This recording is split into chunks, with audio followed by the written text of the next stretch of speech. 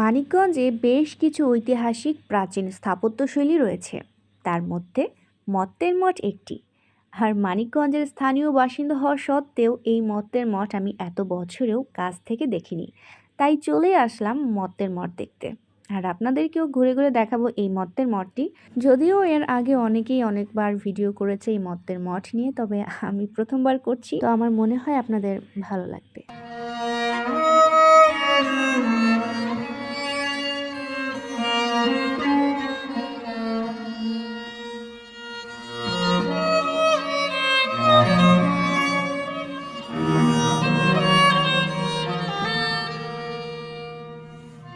প্রায় ২৫০ বছর পূর্বে পটল গ্রামে হেমসেন নামে একজন অত্যাচারী জমিদার ছিলেন।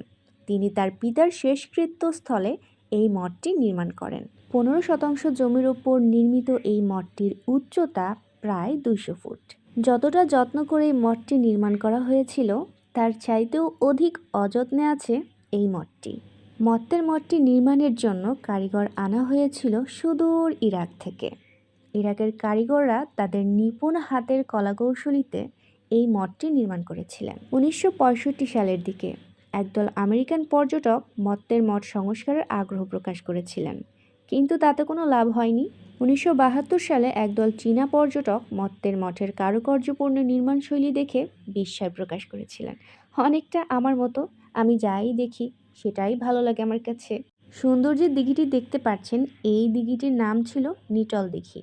বর্তমানে এটির নাম কি নিটল দিঘি আছে সেটা আমি জানি না, তবে চলেন যাই দিঘির পাড় থেকে একটু ঘুরে আসি।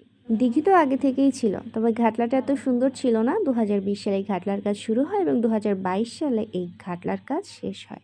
তবে ঘাটলাটি খুবই সুন্দর আর মনোরম পরিবেশ। কথিত আছে এই মত্তের মঠের ঠিক মাথায় একটা সোনার কলস ছিল।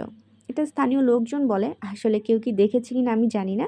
তবে সেই কলসটি পুকুরে পড়ে যাওয়ার পরে সেটার আর কোনো সন্ধান পাওয়া যায়নি।